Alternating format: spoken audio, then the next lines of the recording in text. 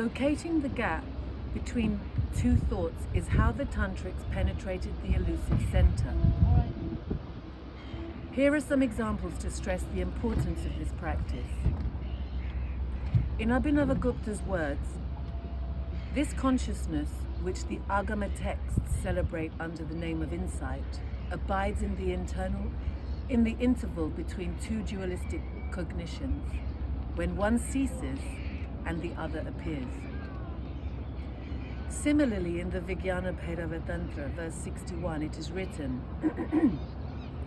at the moment when one has perception or knowledge of two objects or ideas, one should simultaneously banish both perceptions or ideas, and apprehending the gap or interval between the two, should mentally stick to it, i.e. the gap. In that gap will reality flash forth suddenly, end quote.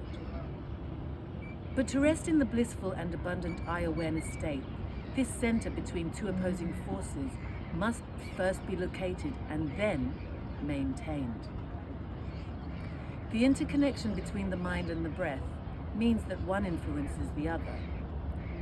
Through breath control, but more precisely breath retention, which is kumbhaka, the thoughts and therefore senses become still.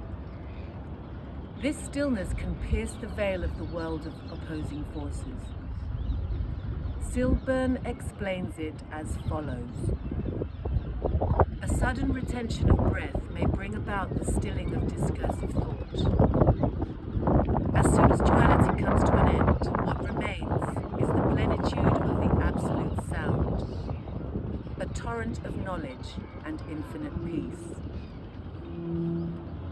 She explains that if the yogi can rest at the junction between the inhale and the exhale, plenitude and vacuity blend into a single experience.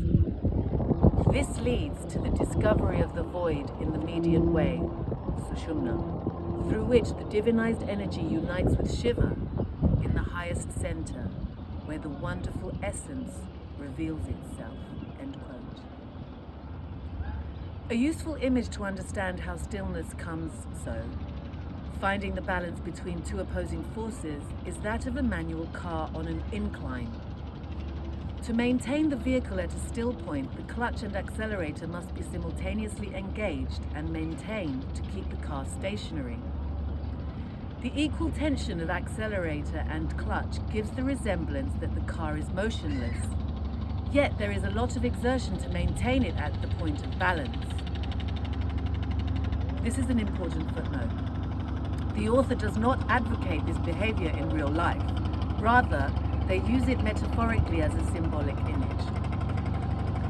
Effort generates heat, which, as we have seen, is central to transformation.